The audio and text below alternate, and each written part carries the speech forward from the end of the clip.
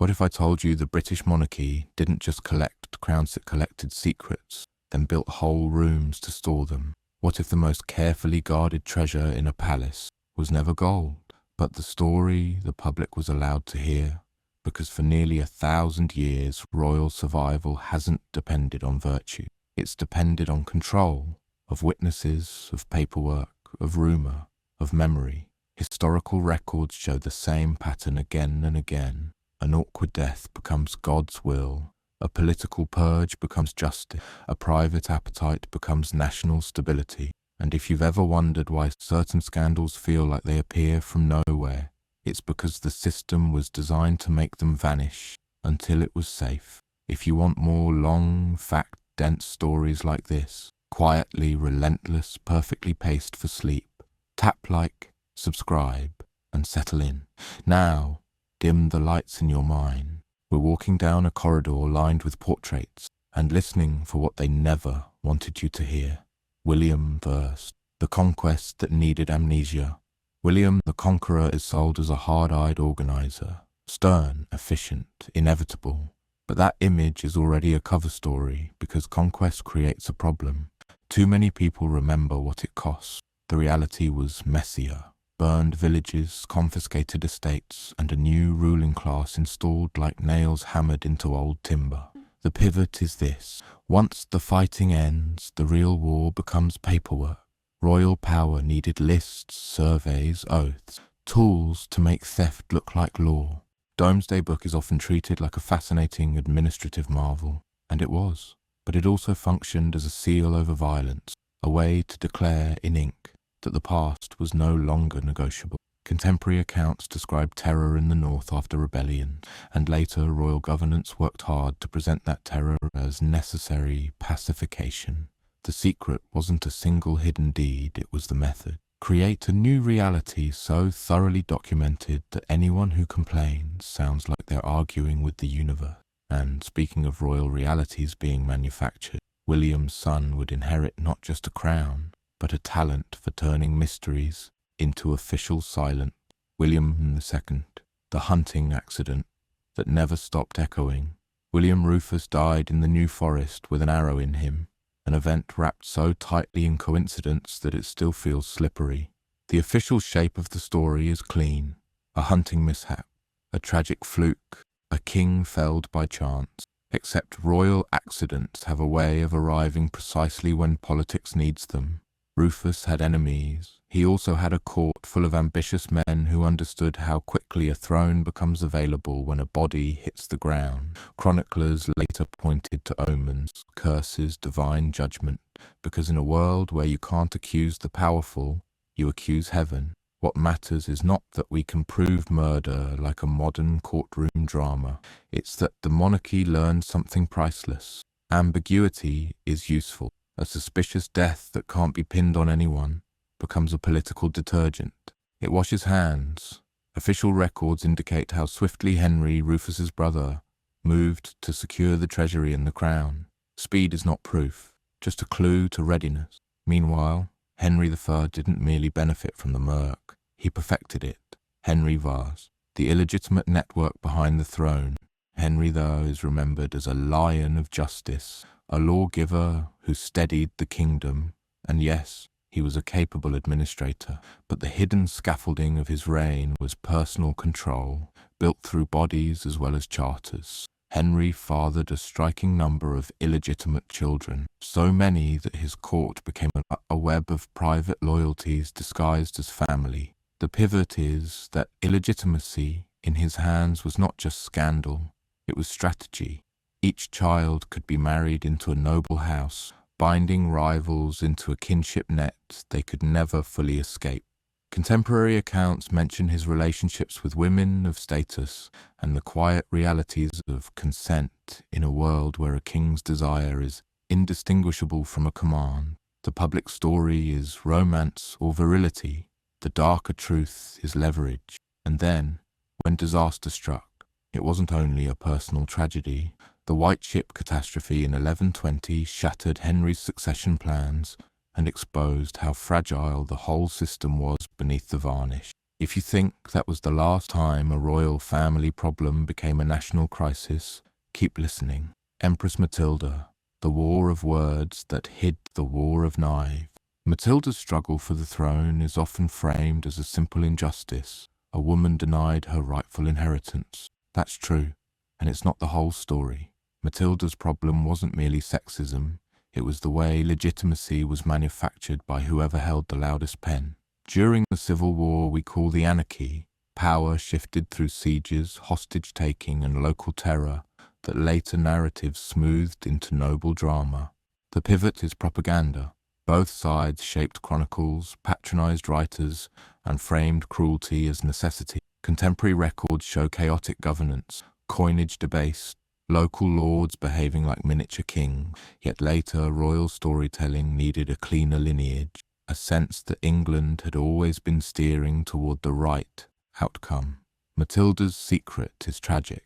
The more she asserted authority, the more she was punished for looking authoritative. She is remembered as proud, difficult, unlikable, labels that conveniently turn political resistance into personality critique. And speaking of a crown won by narrative as much as steel, Stephen's reign reveals how hostages became policy. King Stephen, the hostage kingdom. Stephen's claim relied on broken oaths and rapid action. Once crowned, he faced a constant problem. Too many powerful families, too many shifting alliances. So the system leaned on an old, ugly solution: hostages. The public version of medieval politics is fealty and honor. The reality is that loyalty often meant your son lived in someone else's castle until you behaved.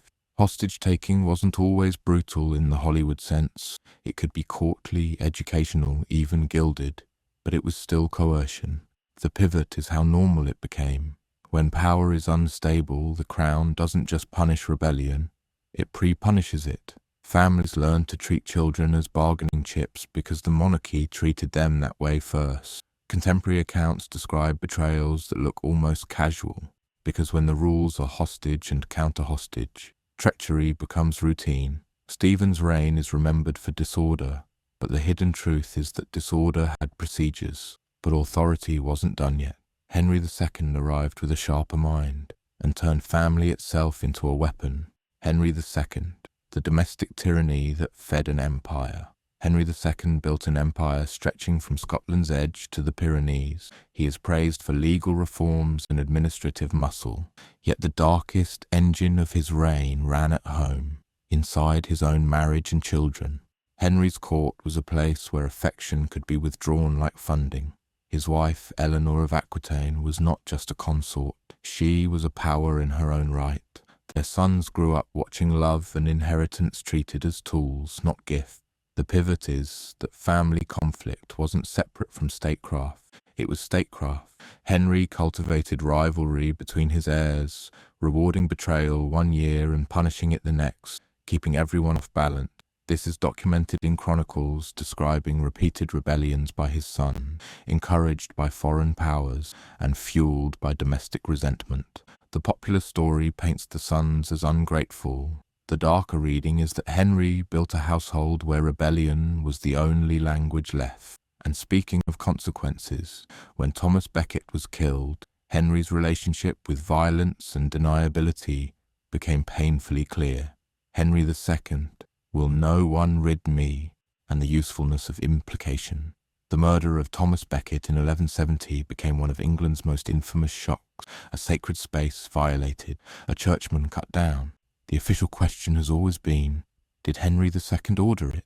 But the monarchy didn't need direct orders. It needed implication. The pivot is the way power communicates in courts. A furious king doesn't have to say kill him. He has to say the kind of thing ambitious men interpret as permission. Contemporary accounts differ in detail, but the pattern is consistent. Henry's anger created a climate where violence seemed like service. Afterward, Henry performed public penance. It's often portrayed as humility. It also functioned as damage control. An early example of royal crisis management, admit enough to appear honest, but never enough to be legally cornered. The lesson absorbed by the institution is chilling. You can outsource brutality to loyalists, then punish or pardon them as convenient, while maintaining plausible distance. Meanwhile, Eleanor learned a different lesson. A queen with too much agency becomes a threat to be contained. Eleanor of Aquitaine, the queen who was locked away and rebranded. Eleanor's legend glitters, crusades, courts of love, sharp intelligence. But behind the romance is a long captivity that royal myth politely steps around. After supporting her sons against Henry II, Eleanor spent years effectively imprisoned. The pivot is how the story was softened. A powerful woman who challenged a king had to be recast as either reckless or merely political. The grim reality is that confinement was a solution. Remove her from circulation, keep her name, keep her lands, keep the appearance of unity. Contemporary records suggest she was moved between castles, guarded, permitted limited public presence when it suited Henry. That is not a fairy tale. That is the state neutralizing a person. And yet, Eleanor survived, outlasting Henry, becoming regent and kingmaker for her son Richard. The secret she embodied was institutional. Royalty can tolerate almost anything except a rival center of gravity. And speaking of Richard, his reputation as a heroic crusader is one of England's most successful marketing campaigns. Richard I, the hero king who barely lived in England. Richard the Lionheart is packaged as the perfect medieval king. Brave, glamorous, sword first, but it's a carefully curated image because Richard spent remarkably little of his reign in England, treating it more like a funding source than a home. The pivot is economic. Crusading was expensive, and Richard's wars required money on a scale that squeezed the realm. Offices could be sold, fines extracted, and pressure applied in ways later chroniclers politely described as raising revenue. This is documented in financial records that show the crown's relentless need for cash. The public story is piety and adventure. The hidden truth is that England was paying for a king's international ambition while governance at home was delegated, sometimes dangerously. Richard's captivity on his return journey, followed by the enormous ransom, deepened the sense that the realm existed to underwrite royal spectacle. And speaking of spectacle, John, Richard's brother, would become a master of something uglier, making inconvenient people disappear. King John, the shadow of Arthur of Brittany. John's reputation is already dark, but the most haunting question of his reign still feels unfinished. What happened to Arthur of Brittany? Arthur was a rival claimant, a boy entangled in dynastic war. He was captured. Then he vanished. The pivot is the silent. Medieval politics was rarely squeamish, yet even contemporaries treated Arthur's disappearance as a stain. Some chronicles hint at murder, others preserve rumour. The crown never produced a satisfying public account. What matters is not only Arthur's likely fate, but what his disappearance reveals. The monarchy's ability to turn a human being into an administrative problem, then solve it off stage. This is documented indirectly, through shifts in alliances, through the moral outrage of writers, through the way John's support eroded. People didn't need forensic proof.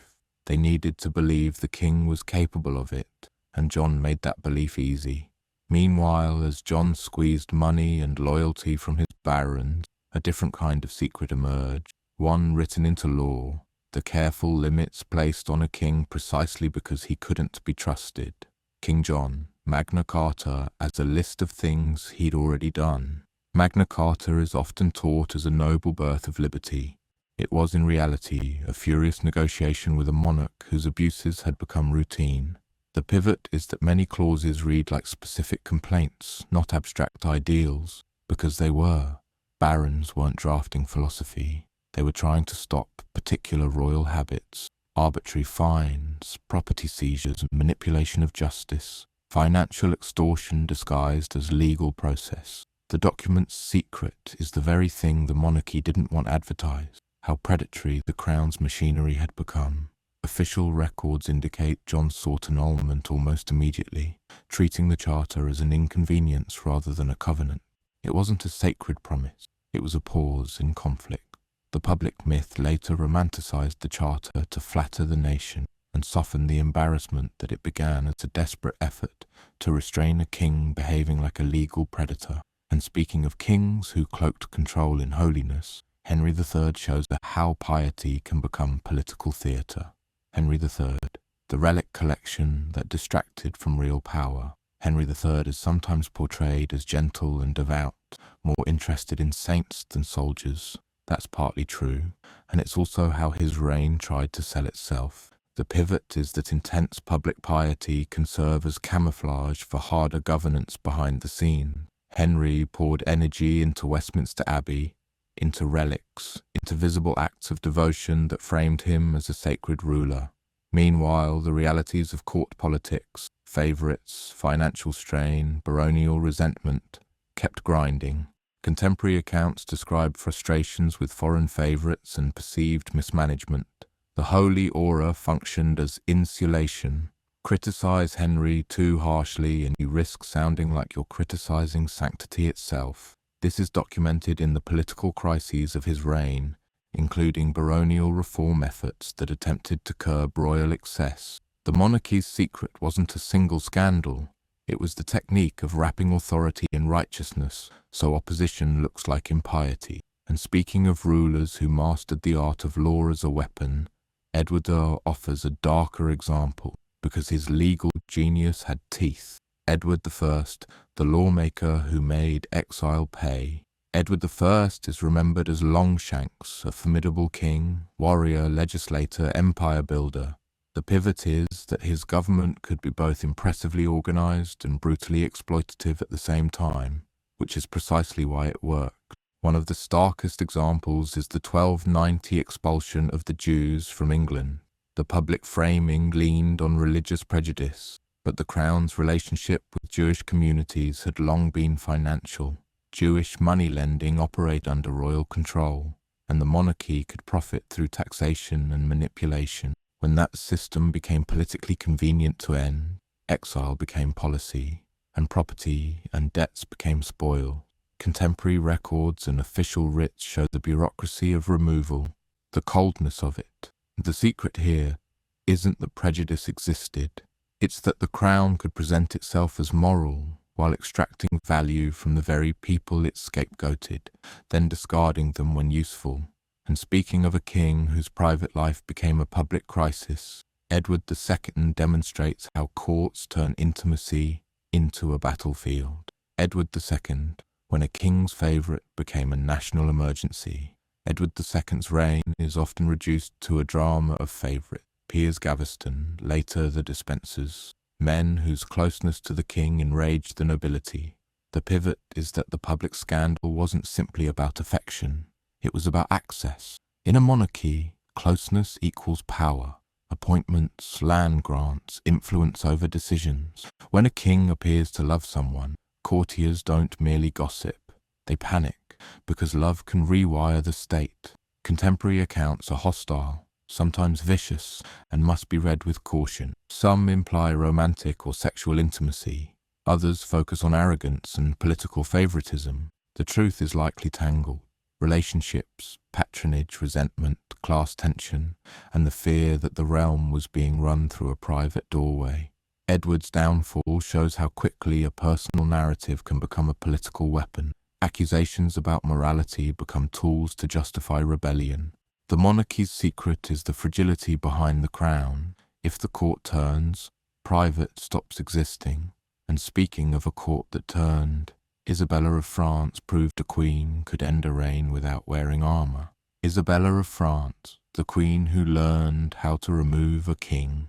Isabella entered England as a queen consort, then became the central figure in her husband's fall. The popular versions oscillate between she-wolf villainy and righteous avenger. The pivot is that those labels are themselves part of the cover.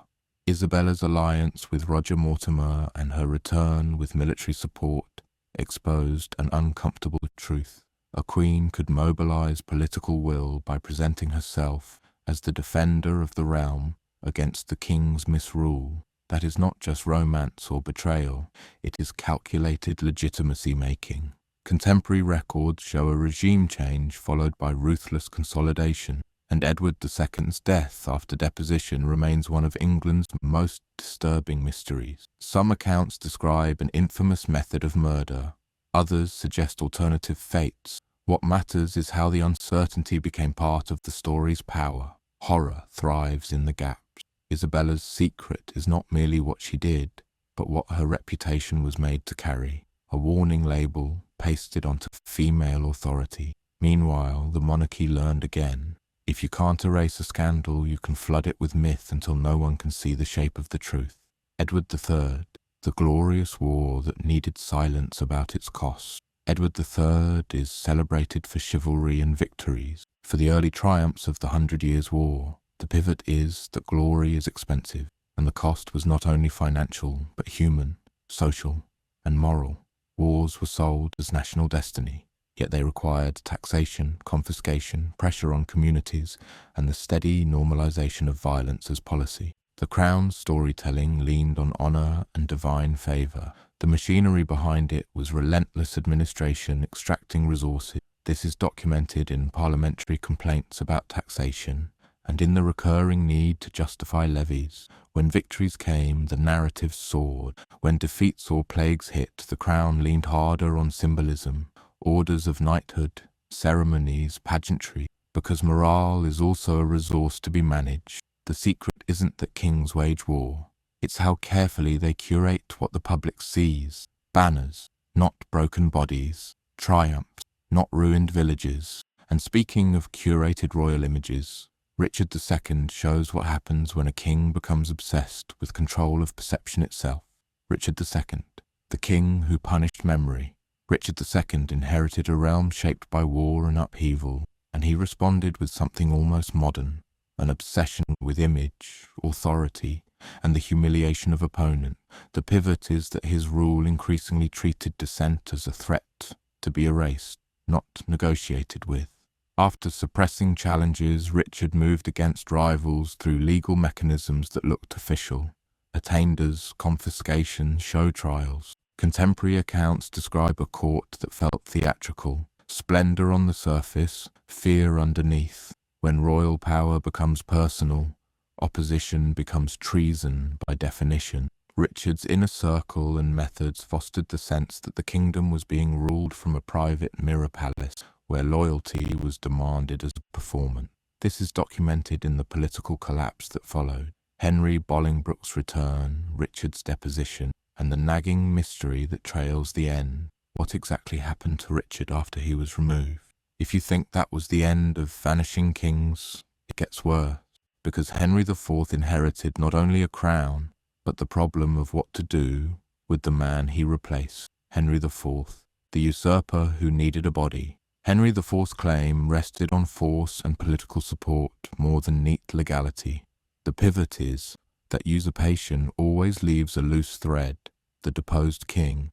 As long as Richard II lived, rebellions could gather around his name like moths around a candle. Official narratives eventually declared Richard dead, but rumours persisted of survival, of substitutes, of secret imprisonment. In a medieval world, uncertainty could be weaponized by anyone. Henry's reign faced repeated challenges, and the crown had every incentive to end the Richard question decisively. The uncomfortable truth is simple. Legitimacy sometimes requires a court, or at least the unshakable belief that one exists. Contemporary accounts disagree, but the monarchy's technique is visible. Clamp down on information, circulate an official line, and punish those who insist on alternative version. And speaking of rulers later idealized, Henry V became a national icon.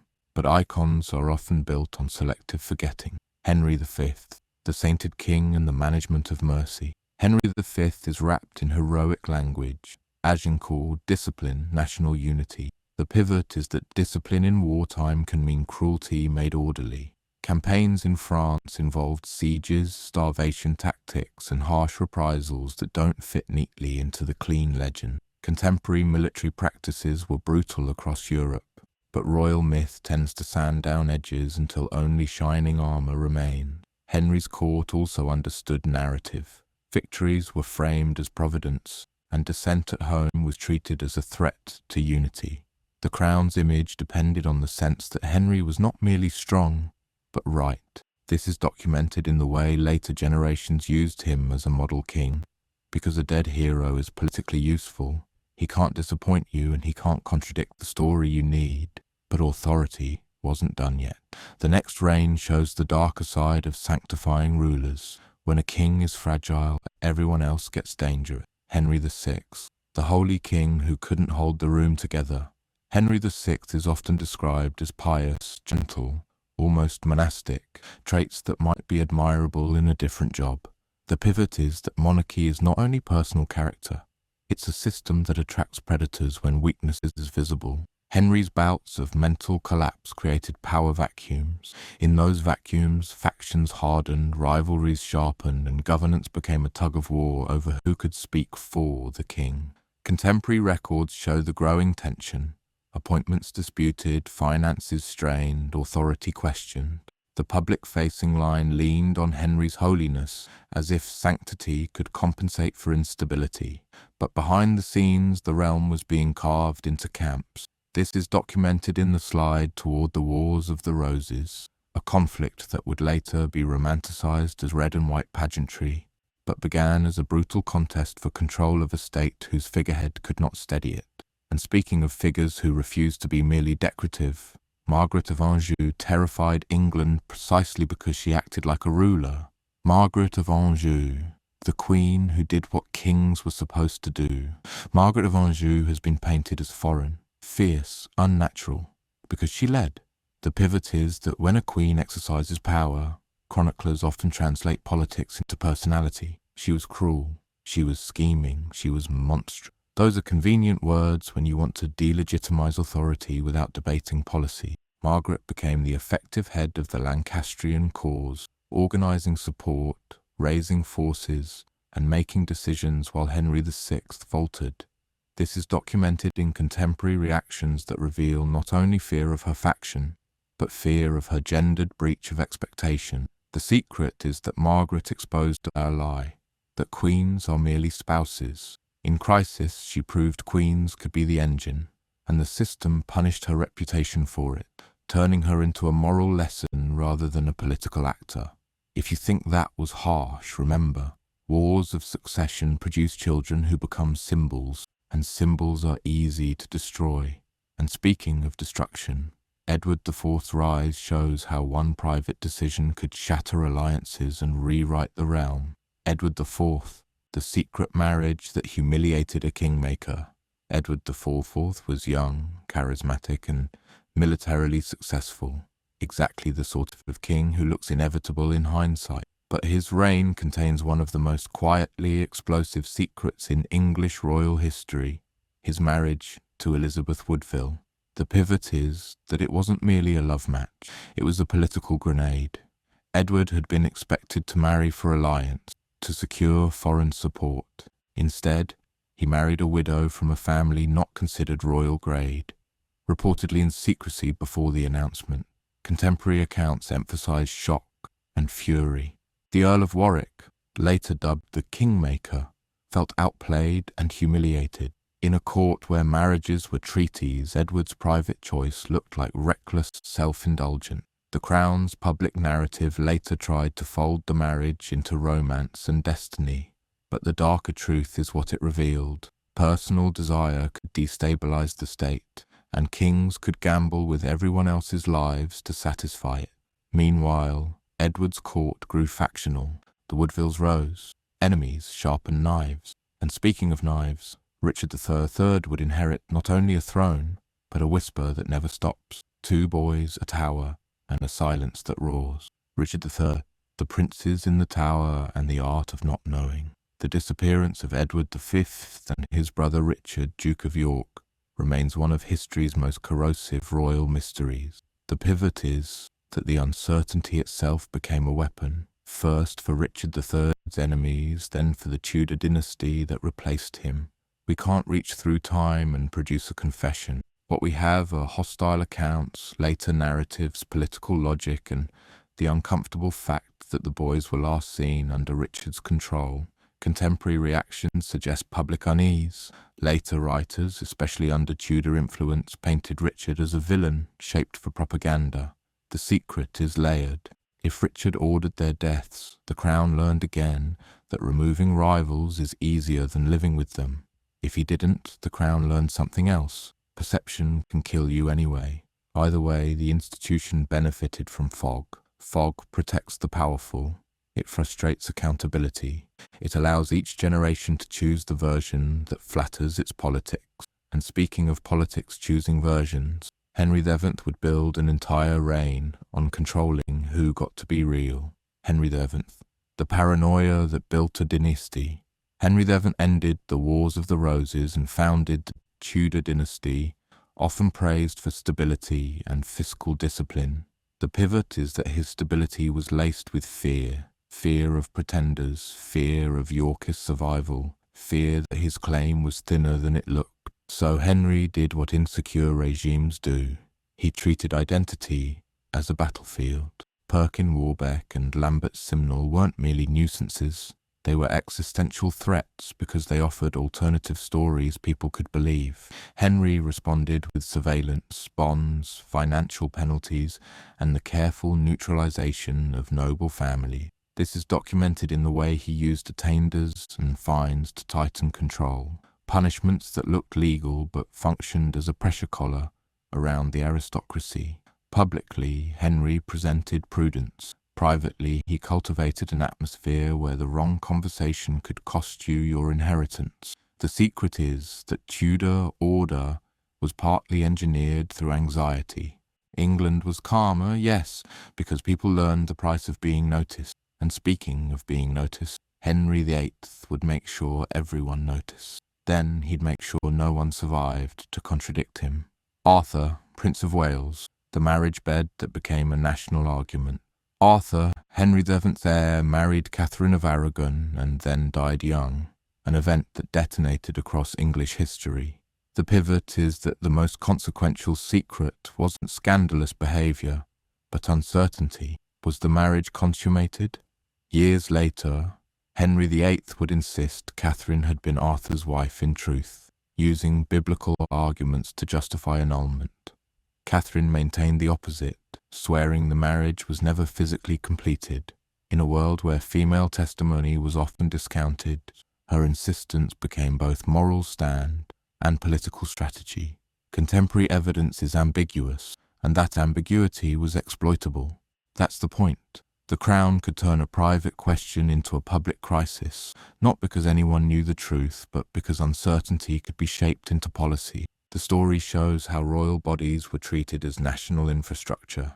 A teenager's bedroom became a courtroom for a kingdom. And speaking of turning bedrooms into battlegrounds, Henry VIII didn't just rule England, he ruled the air around him until even silence felt unsafe. Henry VIII, the palace of fear disguised as a court of glitter. Henry VIII is remembered in outsized images, feasts, jousts, music, swagger. The pivot is that the brighter the spectacle, the darker the shadow it throws. His court became a place where everyone performed happiness because fear was the real law. Historical records show a steady escalation. The break with Rome, the creation of new treason definitions, the use of interrogations and trials to remove obstacles. When Henry wanted something, the system learned to produce it. Evidence, witnesses, confessions, legal justifications. Not always because the evidence was strong, but because the conclusion was required. The public story emphasized a king defending England's sovereignty. The hidden truth is the degree of coercion needed to keep that story smooth. People executed not only for plots, but for words, for jokes, for refusing to agree loudly enough. Henry's secrets were not always private sins. They were institutional techniques, manufacture consent, punish doubt, reward flattery, and rewrite yesterday's loyalty as today's treason. And speaking of rewriting, Anne Boleyn's fall shows how quickly a queen can become a crime scene when the king wants an exit. Anne Boleyn. Evidence by whisper, verdicts by need. Anne Boleyn has become a symbol of ambition, of reform, of tragedy. The pivot is that her death reveals how a monarchy can turn allegation into outcome when the outcome is politically necessary. Anne was charged with adultery, incest, and treason. The public case was shocking, yet many historians have long questioned the strength of the evidence, noting the suspicious timing, the unlikely details, and the political convenience of her removal. Contemporary accounts show a court primed to believe the worst, because belief served survival. If the king wanted Anne gone, the safest position for everyone else was to help the story become true.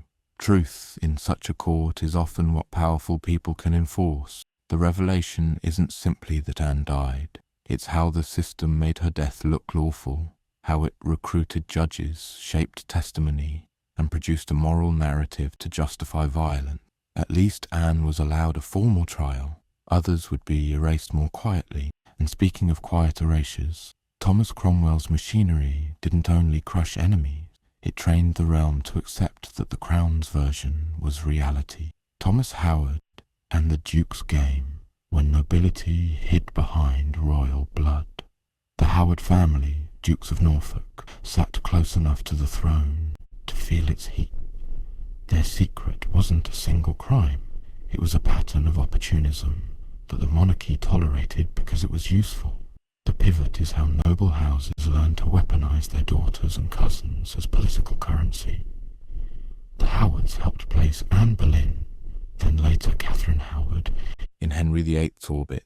They presented it as service, as loyalty, as natural court life. But behind the polite language was a harsher reality. Women treated as ladders, and a court where a misstep could become a noose. Contemporary politics shows the Howards repeatedly skating on thin ice, falling into favour, then scrambling when that favour turned. This is documented in their repeated brushes with treason charges and factional conflict. The secret is institutional. Closeness to monarchy rewards predation, because the system itself is predatory. And speaking of Catherine Howard, her story is often told as salacious scandal. The darker truth is how a teenage queen became disposable. Catherine Howard, a teenage queen in a court that ate girls. Catherine Howard was very young when she became Henry VIII's wife, likely still a teenager. The public narrative later painted her as frivolous, promiscuous, foolish. The pivot is that those labels can function like a cover for something uglier. A predatory environment where powerful men shaped a girl's fate, then punished her for surviving it. Accounts of Catherine's earlier life describe a household where supervision was lax and boundaries were dangerous. Whether you interpret her relationships as youthful choice or coercion, the imbalance of power is unavoidable. Then she entered Henry's court, an arena where her body became political property. When allegations surfaced of premarital sexual history and later misconduct, the machinery moved fast. A queen who was once a trophy became a liability. The system that brought her to the throne did not protect her when it no longer benefited. The revelation is not titillation. It's the monarchy's cold logic. Purity narratives are tools. They are praised when they legitimize heirs, and weaponized when they remove obstacles. If you think that was cruel, remember, the Tudor state kept refining its methods, and the next stories only sharpen. Jane Rochford, the woman who knew too much and paid twice. Jane Rochford, born Jane Boleyn, lived at the lethal intersection of court intimacy and court survival. She was married to George Boleyn, Anne Boleyn's brother, meaning she was close enough to hear things and close enough to be blamed for them. The pivot is that people often treat Jane as a neat villain in a tragedy, the jealous wife who helped bring down Anne and George. But contemporary evidence is slippery. Some accounts suggest she supplied statements. Others imply she was pressured, coerced or cornered by the same machinery that later killed her. Courts don't require truth. They require a story that closes a case. Years later, Jane was implicated again, this time in Catherine Howard's downfall, accused of facilitating meetings. Whether she acted out of malice, desperation, or simple obedience is still debated. What isn't debated is what the system did to her. It used her as a tool, then discarded her when her usefulness turned toxic. Official records show her mental state was questioned before execution, and special legal steps were taken to ensure she could be put to death anyway. The monarchy didn't just punish crime, it punished inconvenience. And speaking of inconvenience, Thomas Cromwell learned the hard way that the king's gratitude has an expiration date. Thomas Cromwell, the architect who was crushed by his own machine. Cromwell helped Henry VIII reshape England. Religion, law, money, power. He's often portrayed as either a brilliant modernizer or a ruthless enforcer.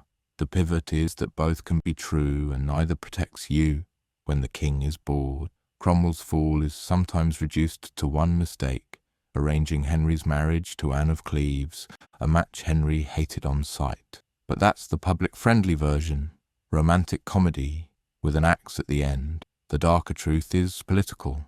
Cromwell had accumulated enemies, wealth and influence. He had also helped build a state where accusation could move faster than evidence. Contemporary accounts describe sudden shifts, whispers in corridors becoming charges in chambers. Cromwell was arrested, condemned by attainder, and executed with remarkable speed. In that moment he became a demonstration, proof that no one, not even the king's chief engineer, was safe from the engine. The secret Henry's court didn't advertise was that service was not a contract. It was a gamble. The house always win. Meanwhile, Henry still needed heirs, and that meant rebranding the next queen as safe, fertile, and bland enough to survive. Jane Seymour, the queen who was made into a symbol on purpose. Jane Seymour is often remembered as the quiet, obedient queen, exactly the kind Henry could present as the anti-Anne.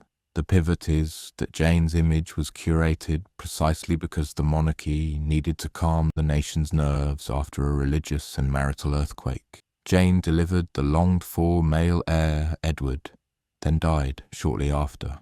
Her death froze her in the ideal position for royal propaganda. She could never argue, never disappoint, never become politically inconvenient. Henry presented her as the true wife, the one who gave him what he wanted without demanding anything back. Historical records show Jane's family benefited enormously from her position. Quiet does not mean powerless, it can mean strategically positioned. The Seymour rise demonstrates how the court rewarded families who could appear humble while grabbing with both hands. The revelation is subtle. The monarchy didn't just hide scandals, it manufactured saints. And saint-making can be as manipulative as scandal-burying, because it teaches the public what kind of woman deserves love. If you think that's just image management, wait until you see what happened when Henry's heirs inherited the same toolbox and turned it on each other. Edward VI, the child king and the secret government run in his name.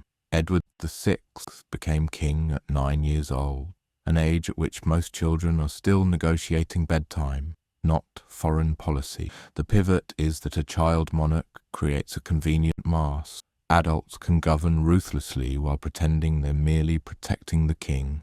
Under Edward, religious reforms accelerated.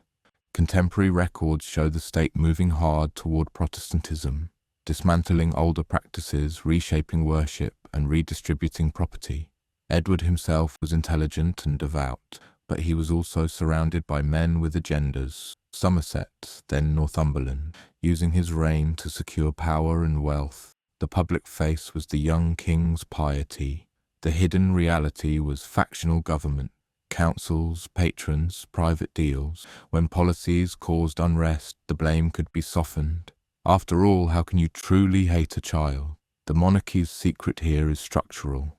A crown can be worn by one head and operated by another, and because decisions were made in the king's name, accountability dissolved into fog. And speaking of fog, Lady Jane Grey's brief reign shows how quickly a royal truth can be manufactured, then destroyed in a single season. Lady Jane Grey, the 9-day queen and the disposable crown. Jane Grey is remembered as tragic, used by ambitious relatives and toppled by Mary Tudor. The pivot is that Jane's royal status was a legal fiction built at speed, like a stage set erected for a single performance. Edward VI's supporters pushed Jane forward to prevent Catholic succession. This is documented in political maneuvers and proclamations that attempted to overwrite the obvious line of inheritance. Jane herself, by many accounts, was reluctant, more pawn than player. What makes it dark is the monarchy's lesson. Legitimacy is a story told loudly. When Mary gathered support, the story flipped. Jane's crown evaporated, and her usefulness ended. The state that elevated her then had to erase her, because leaving a former queen alive is like leaving a match near dry straw. Jane's execution wasn't just punishment, it was tidying.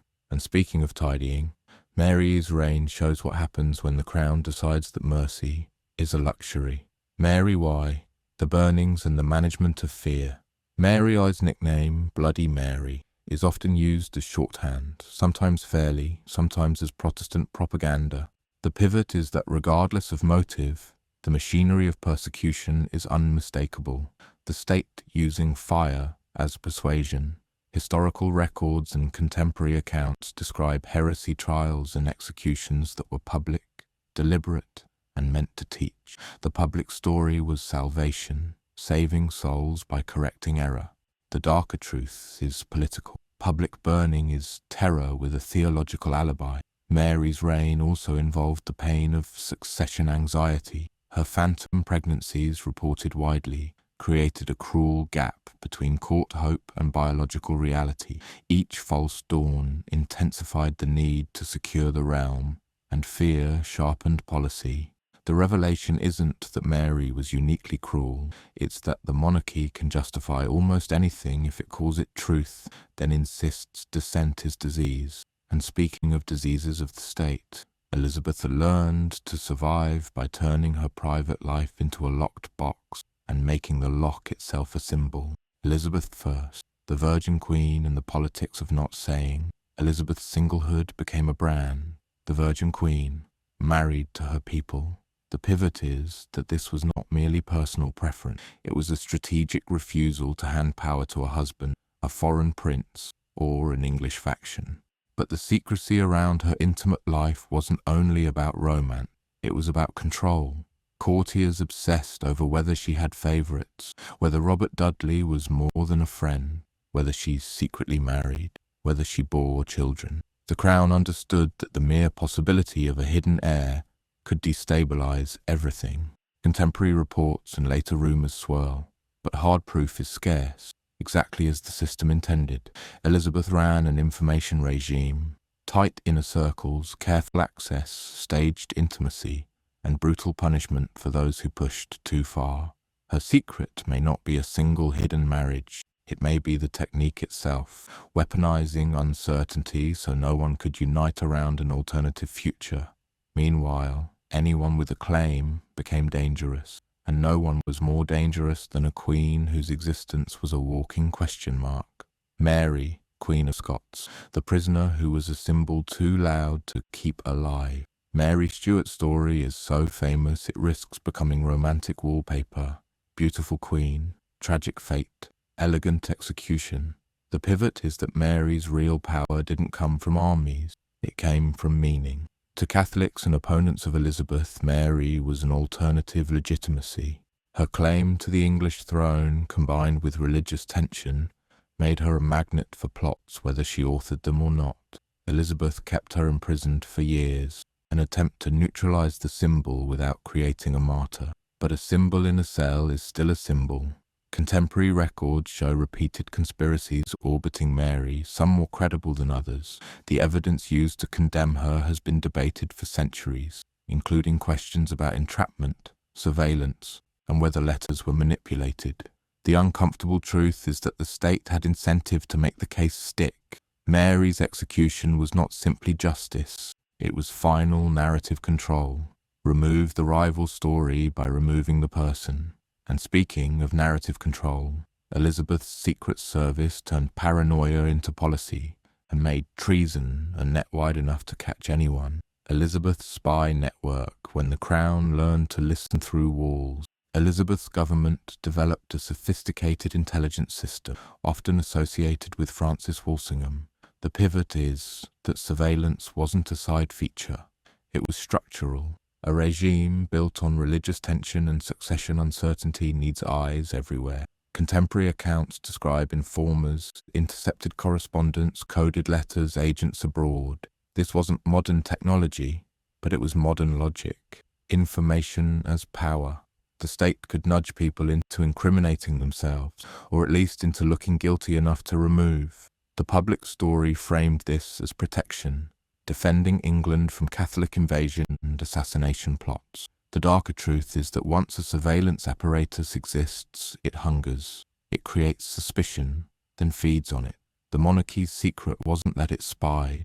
It was the extent to which loyalty became something you proved by never being interesting.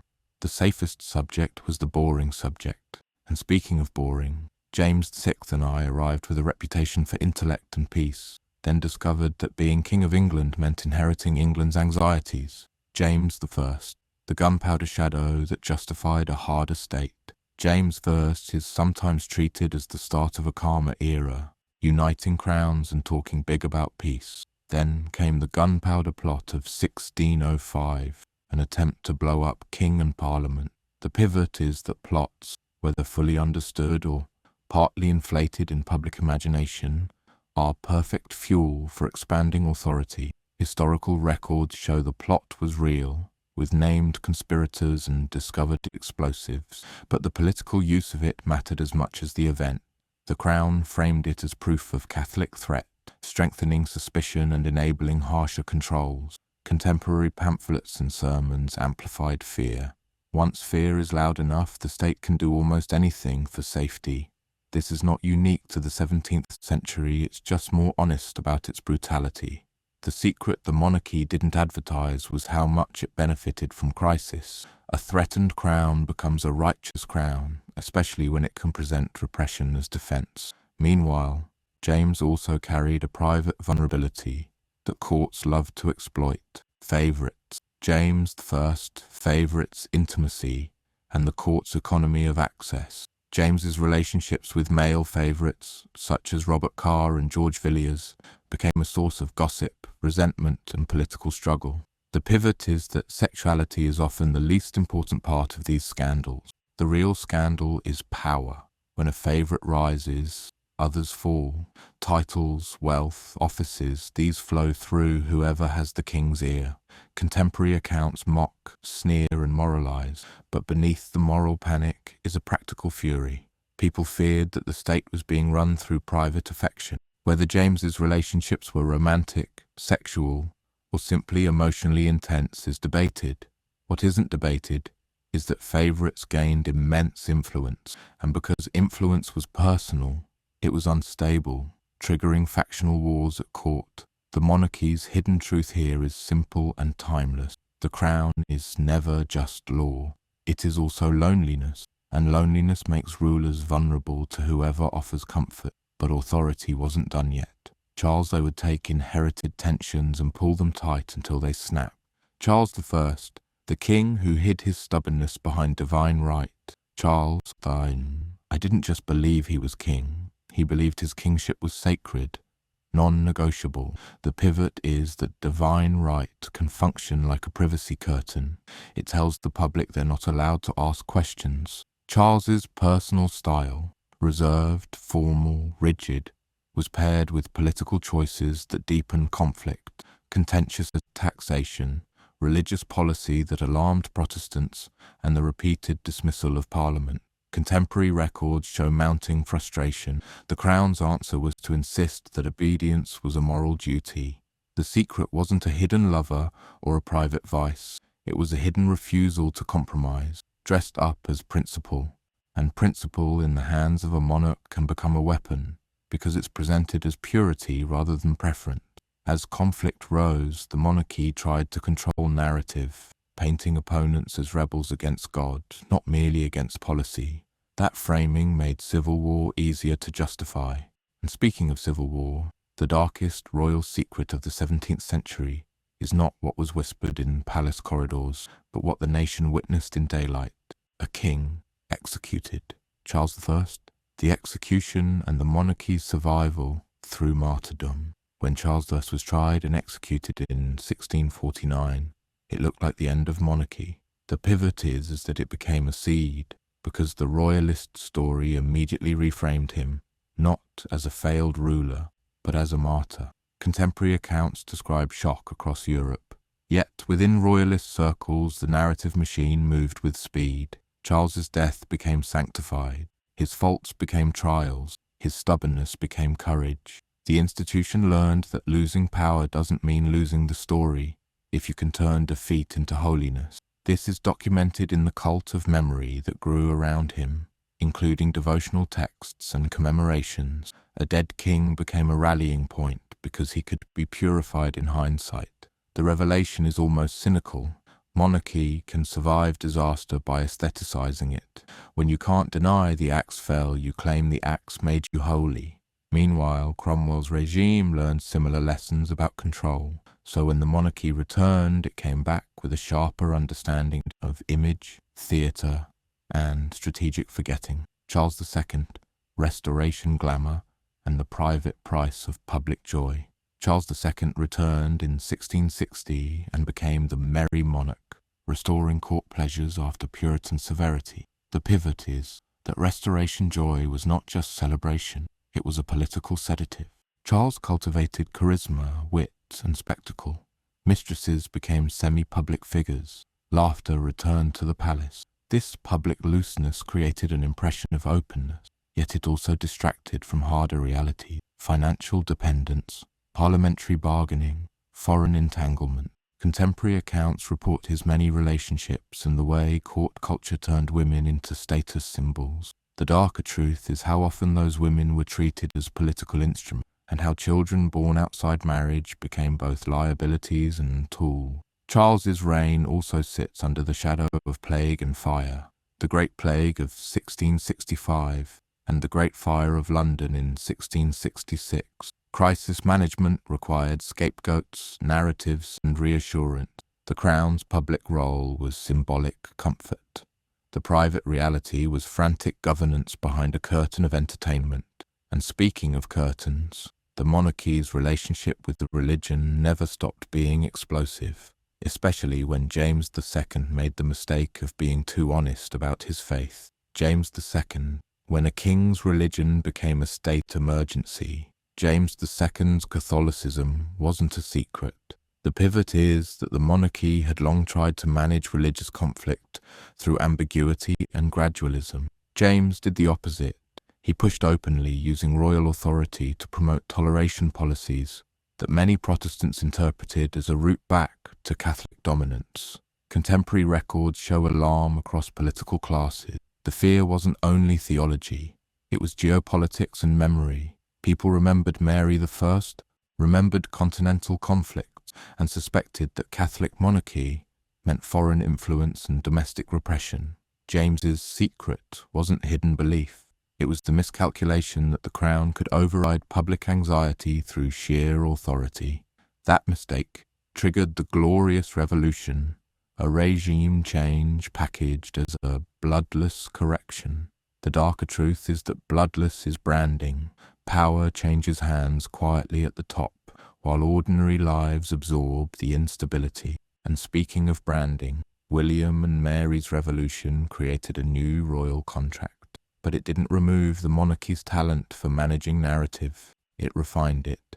William III and Mary II, the revolution sold as necessity. William and Mary's accession was framed as rescue, saving Protestant England, restoring constitutional balance. The pivot is that revolutions often hide their compromises behind tidy words like settlement. Historical records show legal changes limiting monarchy and strengthening parliament, but behind the constitutional story was hard power, invasion, elite defection, and a careful agreement among those who stood to benefit. Mary's role was also shaped by gendered optics. She was presented as rightful yet obedient, a queen who legitimized William without threatening him. The monarchy's image management adapted to new constraints. Even as royal authority was curtailed, royal symbolism became more important. The secret here is that reduced power does not equal reduced influence.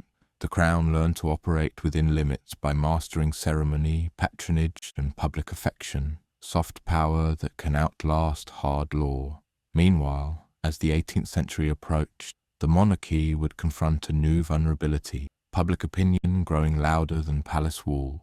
And when public opinion grows, secrets don't disappear, they mutate. Queen Anne, the private grief that fueled a public succession crisis, Queen Anne's reign is often remembered for politics, party conflict, the union of England and Scotland, the War of the Spanish Succession. The pivot is that behind the policy was a devastating private reality, repeated pregnancies and repeated loss. Anne suffered numerous miscarriages and the deaths of children, including her son William, Duke of Gloucester, in 1700. This is documented in court records and correspondence describing grief that became national anxiety. Each loss wasn't only personal, it was a crack in the future. The public story turned Anne into a symbol of duty and endurance. The darker truth is that her body became a national problem, scrutinized and mourned as infrastructure. When her children died, the succession crisis deepened, paving the way for the Hanoverian. Anne's secret wasn't hidden misconduct, it was hidden suffering, kept politely out of view because the monarchy needed stability, not vulnerability. Yet the consequences were massive. When she died without surviving heirs, the crown passed to a distant German line. And speaking of that line, Georgie arrived as a stranger king, and the monarchy faced a new challenge. How do you hide secrets when you can barely speak to your own people? George I, the stranger king, and the family he left behind. Georgia became king in 1714, inheriting Britain through the Act of Settlement. The pivot is that legitimacy can be legal and still feel emotionally foreign. He arrived with a life shaped in Hanover, with different priorities, and with a family situation the British public didn't fully digest. George's marriage to Sophia Dorothea collapsed in scandal. She was imprisoned for years after an alleged affair, effectively erased from respectable court life. Contemporary accounts and later histories portray the relationship as bitter and politically fraught. What's certain is the outcome. Sophia Dorothea was removed from view, and George became king without the awkward presence of an estranged wife. The monarchy's secret wasn't simply marital dysfunction. It was the technique of disappearance. When a royal spouse becomes inconvenient, you don't merely divorce, you isolate, you rewrite, you ensure the public sees only what the crown can present. George's distance from Britain helped Parliament grow stronger, but it also pushed the monarchy to rely even more on controlled symbolism rather than personal connection. And speaking of connection, George II's household would become a battleground of another quiet royal truth. The family is often the first enemy. George II, the family war that never ended.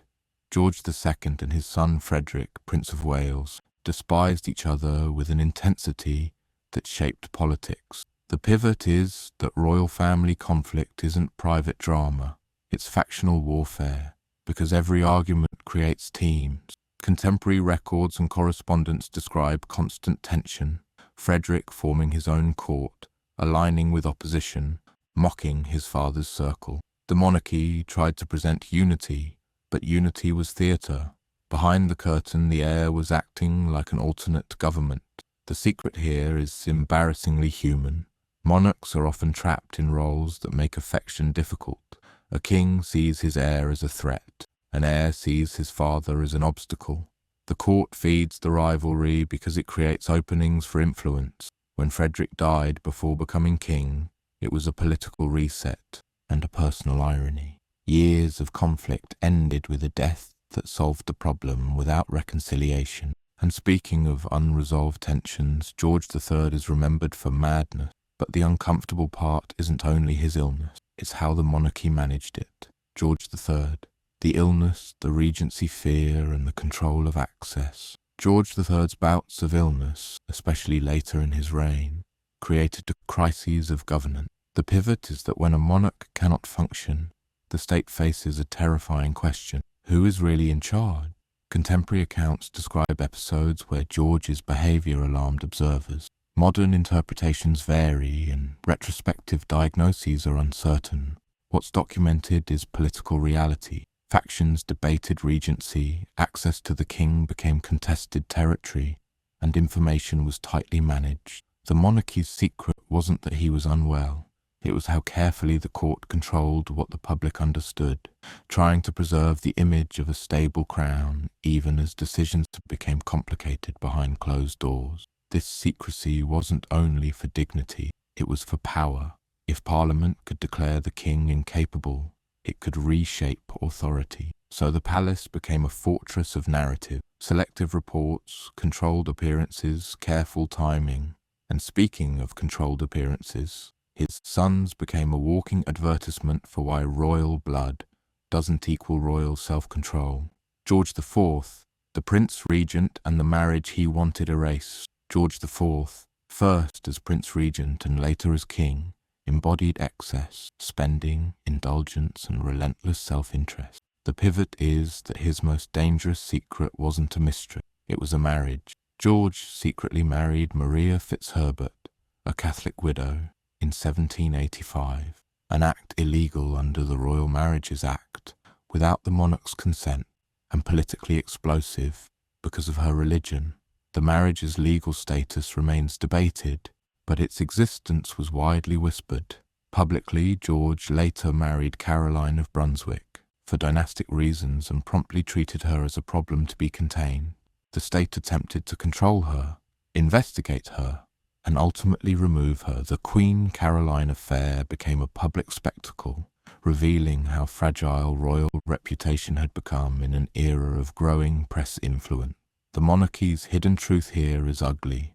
When a king's private choices contradict political needs, the system doesn't adapt to the person. It crushes the person, or, failing that, crushes whoever is closest and less protected. And speaking of less protected, Caroline's humiliation shows the cruelty of a crown that needed the public to respect it, while it publicly disrespected its own queen. Queen Caroline, the public trial of a private life. Caroline of Brunswick became queen consort in name and target in practice. The pivot is that by the early 19th century, the monarchy could no longer hide scandals behind palace walls. So it tried something else, turning scandal into a controlled performance. Accusations about Caroline's conduct were pursued through investigations and legal maneuvers, culminating in the Pains and Penalties Bill, an attempt to strip her of status. Contemporary newspapers turned it into national entertainment and political protest. Crowds rallied for Caroline partly because they hated George IV more, and partly because the spectacle exposed elite hypocrisy. What's documented is the ferocity of the campaign against her. Whether every allegation was true mattered less than the political use of allegations. The monarchy's aim was reputational surgery. Cut out the embarrassing tissue and pretend the body politic is healthy. Caroline's death soon after, and the refusal to allow her full ceremonial dignity, turned the whole episode into a lesson. The crown could be petty even when it needed grandeur. Meanwhile, Victoria would learn from these disasters, building an image so controlled it became its own kind of prison. Queen Victoria, the moral image that hid a harder reality. Victoria's public persona became synonymous with propriety, family values, duty, restraint. The pivot is that this image was constructed deliberately, partly as a reaction against the scandal-stained Hanoverian predecessors. But Victorian monarchy was not just moral theatre. It existed alongside empire expansion, industrial exploitation, and harsh social inequality. The crown's public role was symbolic, yet symbolism matters. When the monarch embodies virtue, the system around her borrows that aura. Victoria's private influence, especially through correspondence and political opinions, could be significant. Contemporary records show her strong views, occasional interventions, and deep attachment to Albert. After Albert's death, her prolonged mourning created political concerns and criticism, which the palace worked to manage. The secret wasn't a hidden affair. It was the monarchy's ability to present itself as domestic innocence, while presiding over an empire that was anything but innocent. The crown's moral branding softened the public's perception of power, and speaking of branding, Albert's own role reveals how an unofficial consort can quietly shape the machinery. Prince Albert, the consort who built an office without a crown. Albert was not king, not even officially co-ruler, yet he became deeply embedded in governance, patronage, and royal management. The pivot is that monarchy isn't only a person, it's an institution, and institutions can be expanded quietly. Albert organized the household, influenced Victoria, supported reforms, and cultivated a modern royal image. Contemporary accounts show both admiration and suspicion, fear that a foreign prince held too much sway. The monarchy's hidden truth here is bureaucratic. Power can be exercised without formal titles, through access and trust. Albert essentially professionalized parts of the crown's public presentation, making it more resilient. That resilience mattered later, when royal scandals threatened again. A well-managed image is like armor. It doesn't stop blades, but it can deflect them. Meanwhile, the next generation proved that armor still cracks, especially when a prince wants pleasure more than prudence. Edward VII, the playboy prince who outlived his reputation. Before he became Edward VII, he was the Prince of Wales, famous for gambling, mistresses, and nightlife.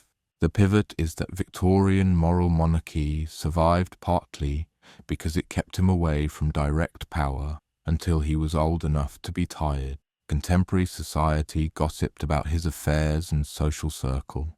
His escapades caused royal anxiety, especially as the press grew bolder. Yet his behavior also served a strange function.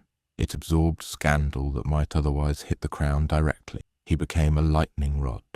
When he became king in 1901, his reign was relatively short and often seen as socially vibrant. The public narrative softened. The naughty prince matured into a capable monarch. The secret is how adaptable monarchy can be.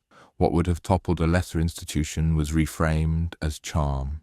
The crown didn't eliminate scandal, it metabolized it, converting controversy into celebrity. And speaking of celebrity, by the 20th century, monarchy faced a new predator, mass media.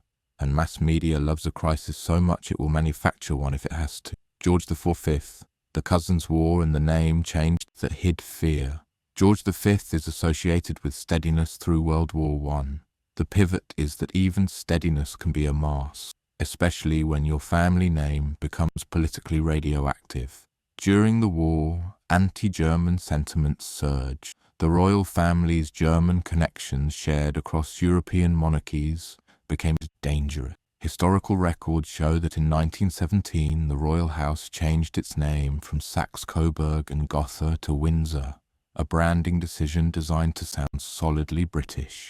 The public story frames it as patriotic clarity. The darker truth is fear management. Monarchy understood that in a modern war, public perception could become lethal. The name change was a firewall against revolution, an effort to avoid the fate that befell the Romanov. This wasn't only cosmetic. It signaled how the crown would survive the modern age, by editing itself to match national mood. The monarchy didn't just reign, it rebranded. And speaking of rebranding, Edward VIII didn't merely cause a scandal, he threatened the entire modern survival strategy by making the private too loud to contain. Edward VIII, the abdication that hid more than romance. The official fairy tale explanation is familiar. A king gave up the throne for love. The pivot is that abdication wasn't just a romantic crisis. It was a constitutional emergency with shadows behind it, because the monarchy had spent centuries trying to keep personal appetites from detonating the state.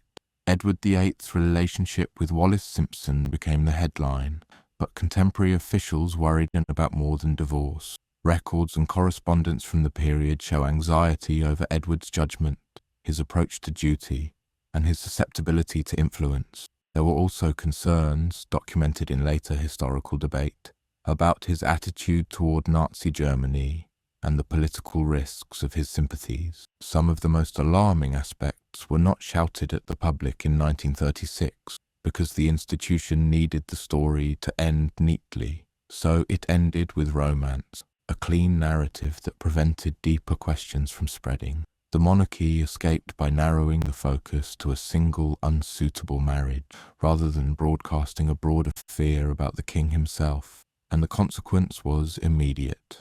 The crown shifted to his brother, George VI, who carried not only a kingdom into war, but the burden of cleaning up a royal mess without letting the public see the stains. And speaking of stains, Edward didn't simply disappear into private life.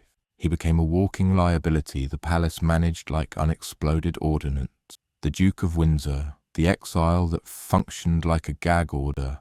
After abdication, Edward became the Duke, of Windsor, an elegant title that functioned like a fence. The pivot is that exile can be polite punishment, and polite punishment can be more effective than prison because it preserves appearances while removing risks. The Duke and Duchess of Windsor lived in a world of social glamour, but they were also kept at arm's length from British power. During World War II, he was appointed Governor of the Bahamas, officially a posting, practically a containment strategy. The public could read it as service. The private logic was simpler: keep him far away from the European political theatre, where his presence, contacts, and possible sympathies could become dangerous. Historical debate persists around the extent of Edward's political attitudes and what exactly he might have done if left closer to influence. What is documented is the government's anxiety and the monarchy's need for distance. The crown didn't want a former king complicating wartime morale or diplomacy. The secret, then, was institutional. Once someone has worn the crown, they remain a threat if their personality is unstable or their politics inconvenient. The monarchy doesn't only manage public perception, it manages proximity. Meanwhile, George VI became the good king, partly because the system desperately needed one. George VI, the stammer, the press, and the agreement to look away. George VI is often remembered through a moving narrative of personal courage, a man with a stammer forced into leadership during war. The pivot is that his vulnerability became part of a bargain, because in the mid-20th century the British press often cooperated in protecting royal dignity. Contemporary media culture included informal understandings about what not to print. Not everything was hidden, but enough was softened to preserve the crown's stabilizing role. George VI's health struggles, particularly later, were not always presented with full bluntness to the public.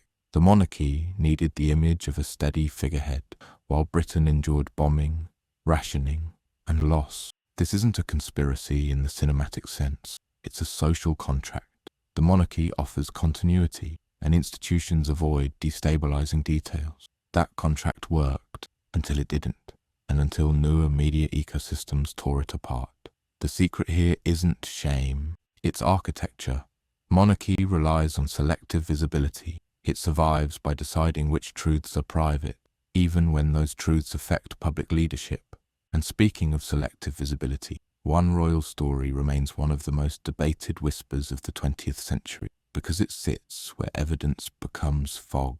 Princess Margaret, the love story that exposed the crown's cold rule. Princess Margaret's early adulthood collided with a problem the monarchy could not solve honestly: love versus institution. Her relationship with Peter Townsend, a divorced man, revealed the pivot. Royal romance is never merely personal when it touches the crown's moral branding. The public saw a glamorous, tragic story. The private machinery was harsher.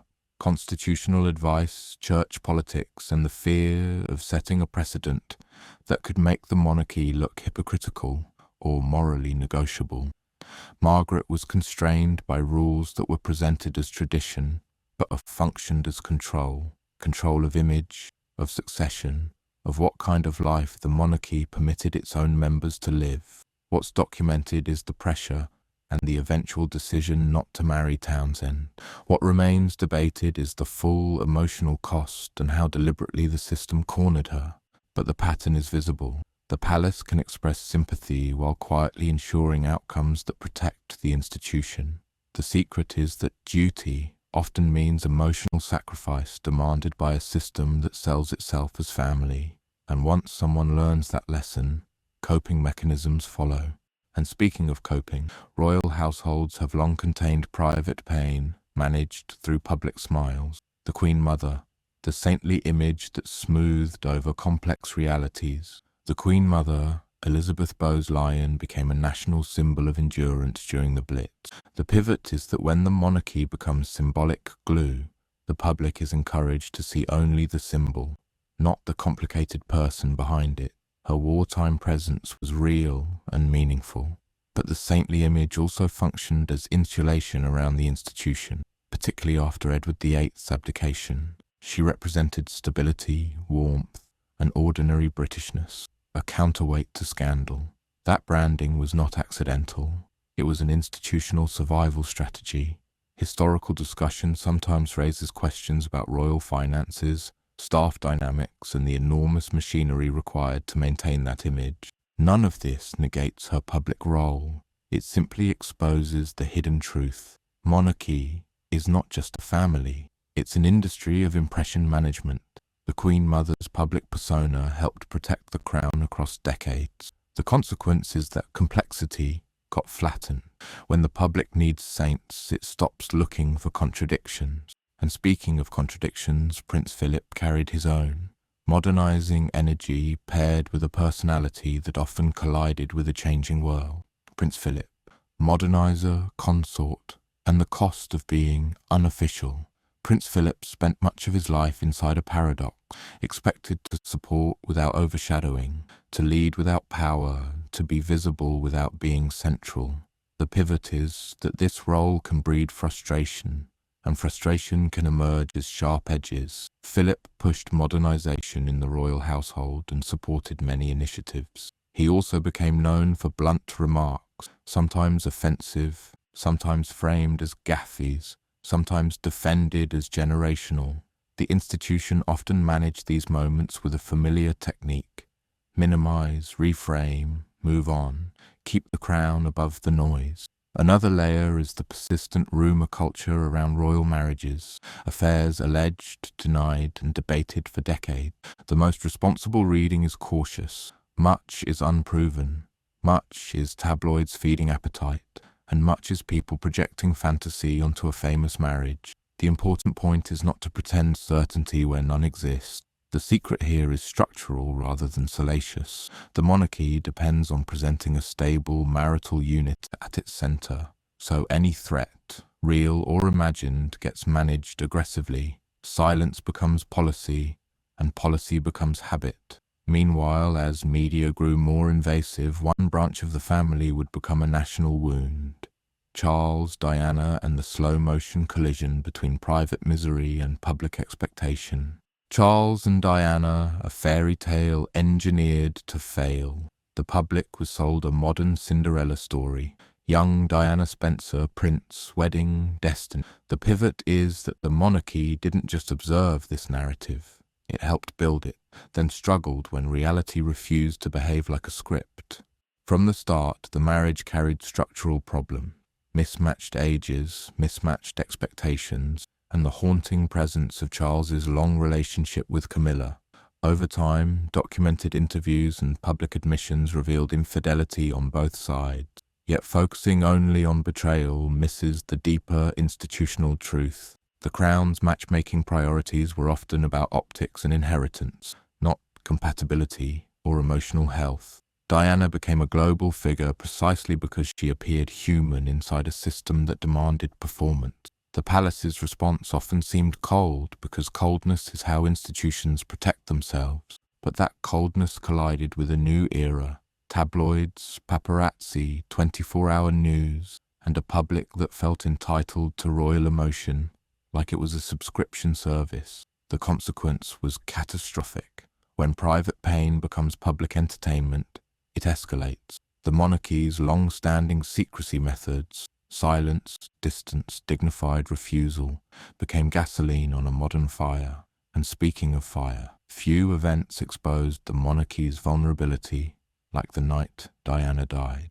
Diana's death, the crisis that shattered the old rulebook. Diana's death in 1997 triggered a public response so intense it briefly threatened the monarchy's emotional legitimacy. The pivot is that secrecy, once a royal shield, became a public insult.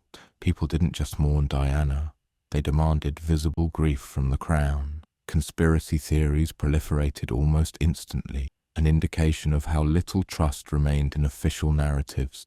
Responsible historical handling requires restraint. Investigations concluded it was a tragic accident involving high speed, intoxication, and chaotic circumstances. Yet the appetite for darker explanations shows something crucial about monarchy. When an institution is built on controlled information, people assume control continues even when chaos is the truth. The palace learned an uncomfortable lesson. In the modern world, refusing to perform emotion can look like cruelty, so the monarchy adapted. walking behind the coffin, acknowledging grief, meeting the public where it stood. The secret exposed here wasn't a hidden plot. It was the institution's dependency on managing perception. When perception slips, even accurate facts struggle to restore trust. And speaking of trust, the monarchy's credibility has repeatedly been tested by scandals that were not accidents, not misunderstandings, but accusations demanding accountability. Prince Andrew, the scandal that the old palace instincts couldn't survive. Prince Andrew's association with Jeffrey Epstein became a global scandal precisely because it collided with two things the monarchy depends on: reputation and plausible distance. The pivot is that modern scrutiny doesn't respect aristocratic fog. Andrew's public handling of the situation, particularly a widely criticized interview, intensified damage. Legal outcomes and settlements belong to formal processes, and it's important not to invent details. What is clear is that the controversy brought sustained pressure, and Andrew's role within public royal life was reduced significantly.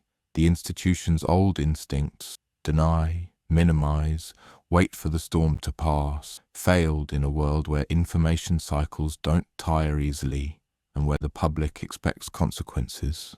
The monarchy could not simply bury the story, it had to reshape itself around it, cutting visibility and attempting reputational quarantine. The secret here is the modern limit of royal secrecy. In earlier centuries, inconvenient people could be exiled to a castle or a colony. Now the exile happens in public view and everyone watches the gate close. And speaking of gates closing, the royal family has long faced another quiet scandal category: money, privilege, and the blurred line between public service and private benefit. Royal finances, the polite silence around who pays for what. Few topics generate more confusion than royal money. The pivot is that confusion is useful. If the public can't clearly understand the flows, estates, grants, sovereign funding arrangements, private wealth, it becomes easier for the institution to present itself as either self-sufficient or modestly supported, depending on what's politically convenient. Debates over what should be transparent, what should be private, and what counts as public interest have intensified over time. The monarchy often frames its finances through the language of tradition and constitutional role, while critics point to privilege and opacity. The deeper truth is structural. Secrecy isn't only about scandal, it's about economics. If you can keep the conversation complicated, you can keep scrutiny fragmented, and when scrutiny is fragmented, accountability arrives late or not at all. This doesn't mean every financial practice is corrupt.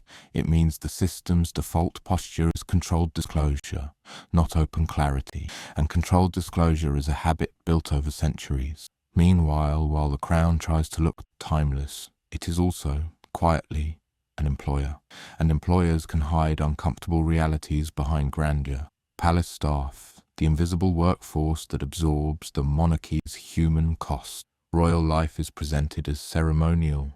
Carriages, balconies, crowns. The pivot is that behind the scenes, the monarchy operates like a complex workplace. Staff hierarchies, pressures, protocols, and conflict. Over the years, reports and testimonies, some public, some disputed, have surfaced about difficult working environments, internal tensions, and the strain of serving a family whose private crises become public crises. In any large institution, workplace complaints happen. In a palace, they become entangled with reputation warfare because every narrative can be weaponized. The monarchy's instinct is often to manage these stories quietly. Internal reviews, statements, silent. But silence can look like disregard, and it can also protect those in power from uncomfortable questions about culture. The secret here is that the magic of monarchy is labor-intensive. The public sees smooth choreography precisely because many people work under pressure to make it smooth. And when something breaks, the people least protected are rarely the ones wearing jewels. And speaking of breakdowns, the recent era has shown how family conflict can explode when it meets a media ecosystem that rewards spectacle. Harry and Meghan, when leaving, became the biggest betrayal. The departure of Prince Harry and Meghan from senior royal duties became a global drama. The pivot is that the monarchy is unusually sensitive to exits, because exit threatens the illusion of unity and willing service. Public allegations and interviews raised issues of media treatment, institutional support, racism debates, and internal family conflict. Some claims are contested, some remain private, and responsible narration means acknowledging uncertainty rather than pretending omniscience. But the structural truth is visible. The monarchy's traditional crisis tools, silence, distance, carefully worded statements collide with a modern environment where individuals can speak directly to millions. When insiders tell their version, the palace loses monopoly over narrative. The institution's greatest fear isn't that people will think royals are flawed, everyone already knows. The fear is a loss of control, competing narratives that can't be neatly sealed away. And speaking of competing narratives, one of the oldest royal secrets is how heavily the monarchy depends on cooperation from the press, and how that cooperation has frayed. The press pact, when not printing something, was patriotism. For much of the 20th century, major British media often held back on royal stories that would have been explosive.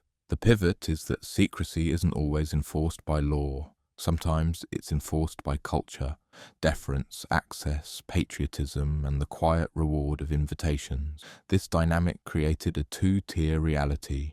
Insiders and certain journalists knew far more than the public, while the public was offered a curated monarchy, dignified, stable, above mess. As media competition intensified and global outlets cared less about British deference, that pact weakened. The monarchy's hidden dependence on press restraint explains why certain stories appeared suddenly after years of whispers. They didn't begin when the public heard them. They began when the incentive to protect the crown collapsed. The consequence is trust damage.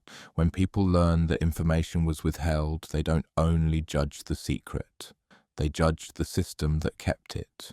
And speaking of systems, one of the monarchy's most durable secrets is how often tradition is simply a polite name for control mechanisms designed to preserve hierarchy. Tradition. As control, the rules that sound old so you won't question them. Royal protocol is marketed as charming tradition. Bows, curtsies, orders of precedence. The pivot is that tradition frequently functions like soft law. It trains people to accept hierarchy without needing violence. Rules about who walks where, who speaks first, what clothing signals what status. These aren't neutral. They reinforce the idea that some human beings are naturally above others. In a modern democratic society, that idea needs aesthetic packaging to remain tolerable. This is why the monarchy invests so heavily in ceremony. Ceremony is social hypnosis. It makes inequality look like heritage. It makes privilege look like culture. The secret is not that these rules exist. It's how they are used to manage internal discipline too.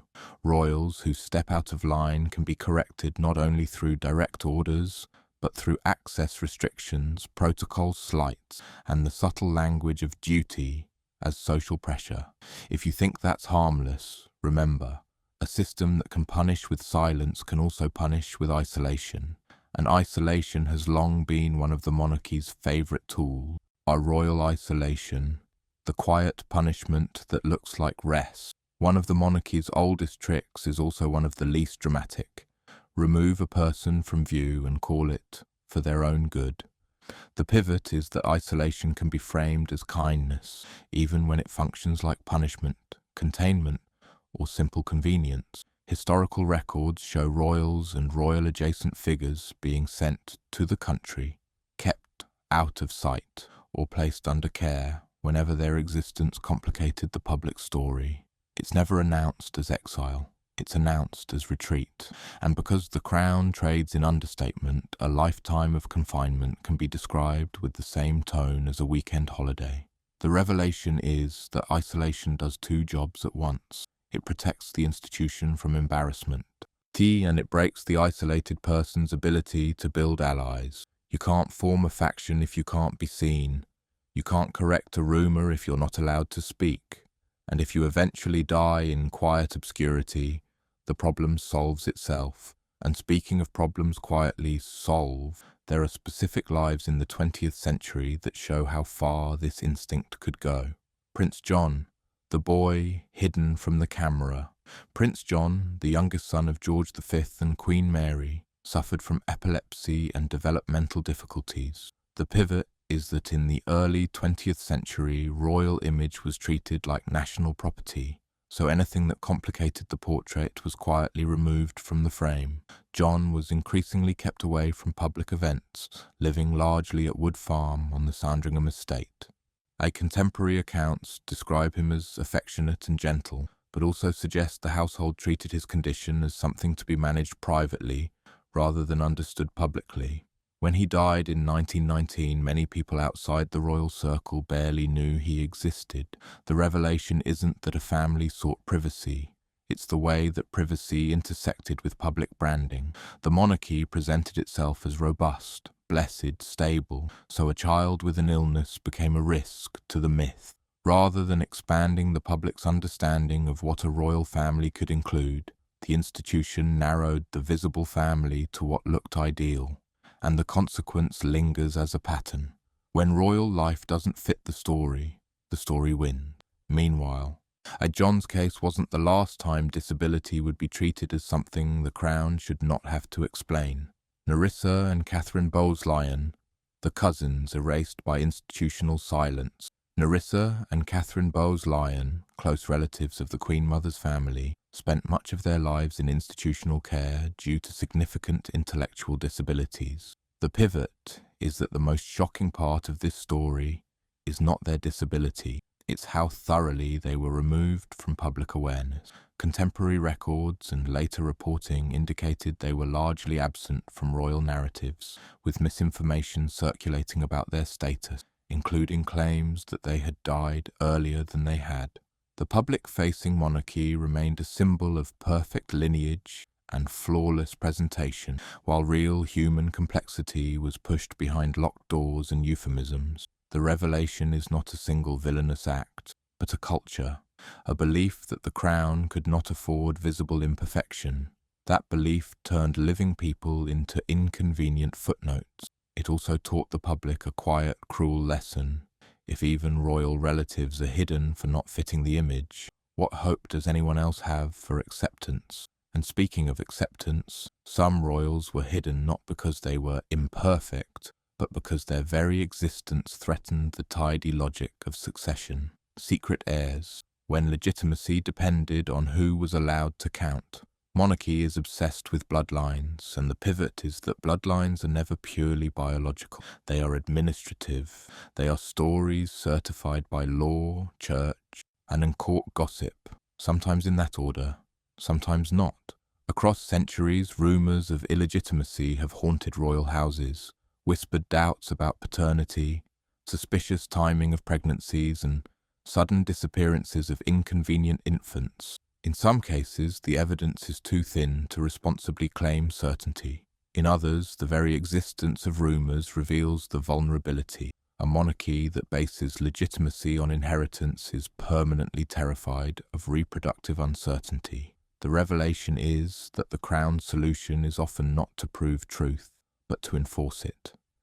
Declare an heir legitimate. Punish anyone who questions it. Control who has access to the mother, who records the birth, who hears the details. The stronger the institution's need for certainty, the more aggressively it polices conversation. And if you think this is only medieval paranoia, remember how long Britain carried one particular rumour about a false royal baby, a story that survived precisely because it was impossible to fully disprove. James II, the warming pan rumour that turned a cradle into a conspiracy. When James II's son, James Francis Edward Stuart, was born in 1688, opponents claimed the baby was smuggled into the Queen's bedchamber in a warming pan, an invented infant swapped in to create a Catholic heir. The pivot is that the rumour mattered more than the facts because it offered a shortcut.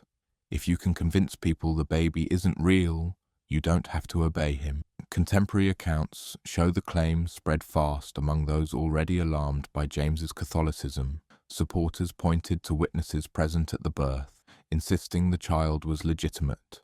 But the political utility of the rumour was enormous. It fueled the argument that the succession had been corrupted, helping justify the invitation to William of Orange and the regime change that followed.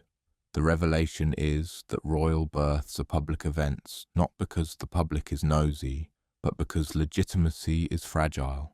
The monarchy learned the hard way that even a perfectly ordinary birth can be recast as a conspiracy if it threatens powerful interests. And speaking of powerful interests, sometimes the palace itself shaped what was remembered by simply destroying what could be remembered. Queen Victoria, the letters that disappeared into the fire. Victoria left behind a mountain of diaries and correspondence, an unparalleled record of royal thought. The pivot is that what survives is not only what was written, but what was allowed to remain. Historical records show that after Victoria's death, her daughter, Princess Beatrice, edited and transcribed the Queen's diaries, destroying many original volumes and removing passages. The stated rationale was propriety and privacy. The institutional effect was larger. History itself was sanitized, with rough edges smoothed away before scholars could see them. The revelation is not that families edit diaries, it's that when a monarch's inner life becomes part of national history, editing becomes power. It decides which emotions are permitted, which political opinions are visible, and which relationships are remembered.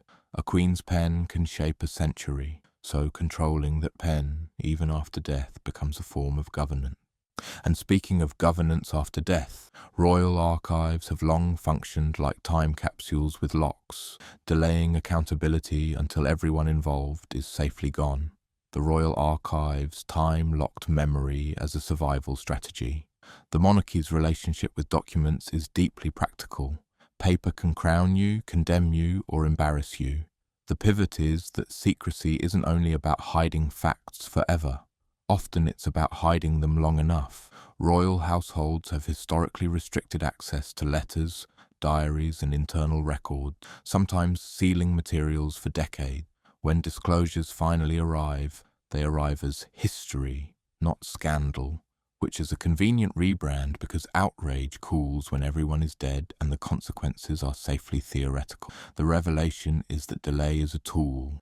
A document released 1 year after an event can topple a career. Released a century later, it becomes dinner party trivia. The institution doesn't need to erase everything. It just needs to control timing. And speaking of timing, royal health has often been managed the same way. Reveal only what you must, when you must, and in a tone so calm it trains the public not to panic. Royal health, secrecy. When the body is a state secret, monarchs are symbols of continuity, and the pivot is that illness threatens that symbol even when it threatens nothing else. Historically, royal households have often controlled medical information tightly, revealing reassuring fragments while withholding uncomfortable detail. In the 20th century, when mass media grew, this management became more formal. As serious conditions could be described in softened language, framed as fatigue or a minor operation, while the real stakes were debated privately among ministers and courtiers. This wasn't always malicious. It was sometimes protective, but the effect was consistent. The public was treated as a stability risk rather than a partner in reality. The revelation is that a royal body isn't allowed to be just a body. It becomes national infrastructure. And when infrastructure cracks, institutions default to public relations rather than frankness. Even genuine courage, enduring pain, continuing duty, gets filtered through what best preserves the crown. And speaking of filters, royal love-lives have often been presented as moral theatre, with certain relationships condemned, while others were quietly tolerated because they were politically convenient. Royal double standards, immoral women, colourful men. The monarchy has long operated on a brutal asymmetry. Men's affairs are often treated as personality quirks, while women's sexuality is treated as a legitimacy threat. The pivot is that this isn't merely sexism in the abstract, it's succession math. A king's illegitimate child is embarrassing. A queen's alleged infidelity can be framed as a constitutional crisis. This is why courts have historically policed queens, princesses, and female favourites with particular ferocity, because controlling women's reputations helps control the line of inheritance. Meanwhile, kings could maintain mistresses and father children while still being publicly framed as authoritative. The revelation is that morality was often a costume worn by power. The same behaviour could be celebrated or executed depending on who performed it and whether it served the institution. The crown didn't always care about virtue. It cared about certainty, appearances, and the smooth transfer of property. And speaking of certainty, one Victorian-era royal scandal still lingers in half-light, not because evidence is firm, but because the rumours reveal how eager the public became to believe the palace could hide anything. Prince Albert Victor, the heir who left too many questions. Prince Albert Victor, known as Eddie, was the eldest son of the future Edward VII and, for a time, second in line to the throne. He died in 1892 during an influenza pandemic, and the pivot is that sudden death creates narrative vacuum, exactly the kind rumours love. Over time, Eddie became attached to speculative stories, secret scandals, hidden crimes, whispered associations. Some claims are sensational and lack solid evidence. Others may reflect genuine anxieties of the era, about aristocratic behaviour, about sexuality, about the gap between public respectability and private indulgence. The most responsible conclusion is that much of this remains uncertain. But the revelation is still useful. The monarchy's reputation for secrecy makes it uniquely vulnerable to myth. When people assume you hide things, they will fill gaps with whatever most horrifies them, and the consequence is a permanent haze around figures who die young. The crown may not have caused the rumours, but it helped create the conditions where rumours thrive. Meanwhile, the monarchy's 20th century survival depended on looking modern, while still quietly policing who counts as acceptable to marry in. The royal marriage gate, who the crown considers safe. Royal marriages are often sold as love stories, but the pivot is that they function like quality control for the brand. For centuries, the crown has treated marriage not primarily as personal fulfillment, but as a tool for managing legitimacy, alliances, religion, and public approval. Acceptable partners have historically been filtered through class, nationality, divorce status, religion, and perceived respectability. When a partner is deemed risky, the institution's response can be subtle or brutal. Discouragement framed as advice, rules presented as tradition, and pressure applied through access, titles, and public narrative. This is documented across generations, through conflicts over divorced partners, foreign spouses, and relationships considered politically awkward. The monarchy evolves its rules as society changes, but often only after forcing individuals to absorb the cost of that evolution. The revelation is that romantic freedom inside royalty is often an illusion. The crown can adjust its public morality to survive, but it resists doing so until it must. When it finally shifts, it calls the shift modernization, not "we were wrong." And speaking of being wrong, another royal secret is how often the monarchy relied on the empire to solve problems it didn't want near London. Empire, as a dustbin, exporting inconvenient. When Britain had a global empire, since the palace and government had an enormous advantage: distance. The pivot is that distance can function like a moral laundering machine. If you send a problematic figure far away, the public's attention fades and the institution regains calm. We've seen it with postings and governorships, with military assignments, with diplomatic roles. Officially, these were service. Privately, they could act as containment, keep the embarrassing person out of the press, away from political centres, away from the social world that fuels gossip. This technique is documented in the way certain figures were moved across the empire when controversy flared.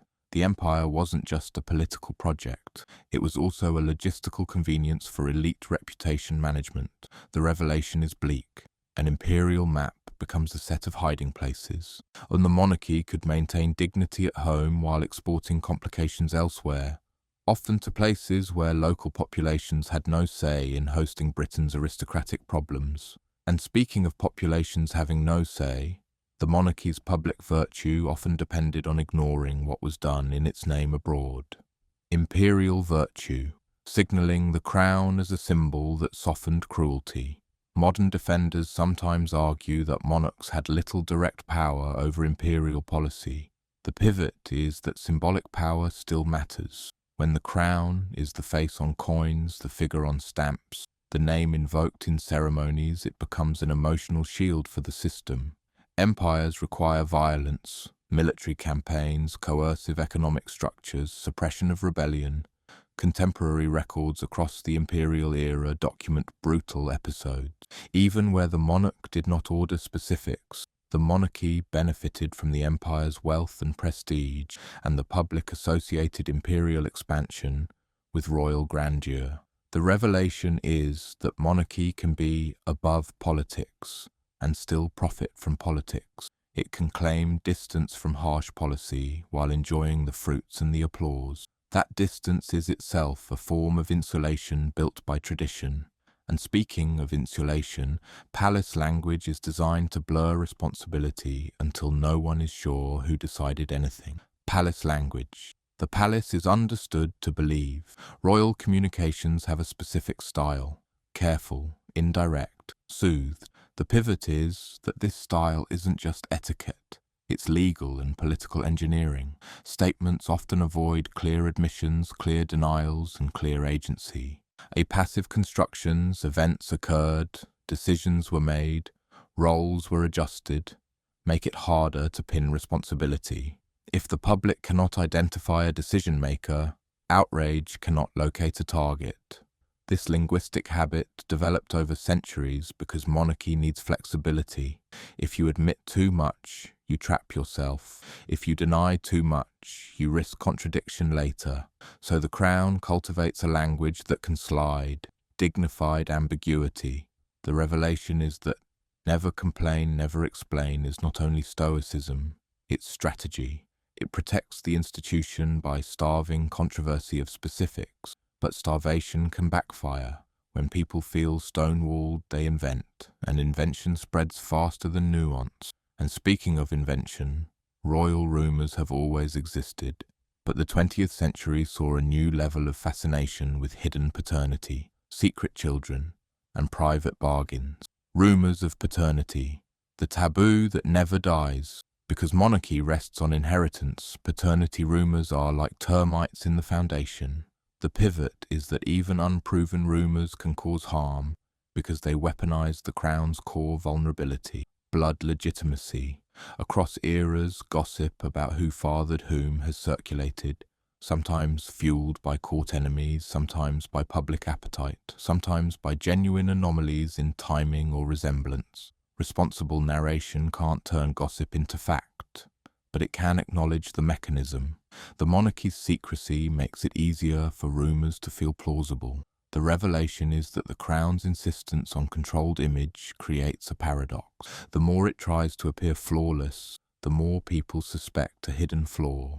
And because the stakes of legitimacy are so high, even flimsy stories can become cultural obsessions. The consequence is a monarchy permanently haunted by questions it cannot answer without violating its own rules of privacy.